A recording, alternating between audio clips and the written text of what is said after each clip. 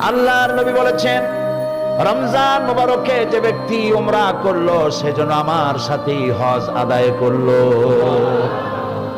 যখন তেলাওয়াত হয় মসজিদে হারামে, আল্লাহর ঘর সামনে, রমজান মাস, লক্ষ লক্ষ মানুষ নামাজে দাঁড়ায় গেছে। যখন ইমাম তেলাওয়াত করেন, আর শেখ আব্দুর রহমান আস-সুদাইস, সৌদ আশ-শুরাইব, আব্দুর রহমান আল হুজাইফি যখন তেলাওয়াত করেন, মনে হয় যেন আকাশ থেকে কোরআন নাজিল হচ্ছে।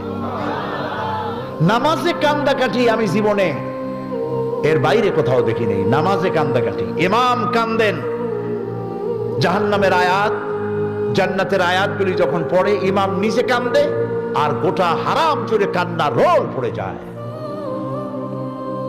গত 26শে রমজান মক্কা শরীফে আমি ছিলাম। রমজান মুবারকে যাওয়ার একটা তৌফিক আল্লাহ করে দেন প্রতি রমজানে। পত্রিকাগুলি লিখেছে পরের দিন 30 লক্ষ লোক উপস্থিত ছিল লাইলাতুল কদরে। কি কান্দাকাটি শুরু হয়ে গেল যখন তেলাওয়াত হচ্ছিল।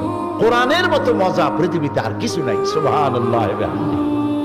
এই যে কোরআনের গান গাইলো মশিউর রহমান, আল্লাহর গুণগান করলো, প্রথমে কোরআনের গান গাইলো, কেমন লাগলো? আমি মিনু ভাইকে বলতেছিলাম যে মিউজিক ছাড়াও যে গান কি সুন্দর হয়। তার কণ্ঠের জন্য দোয়া করুন, আল্লাহ যেন তার কণ্ঠস্বরকে হেফাজত করেন। এগুলি আমাদের অ্যাসেট।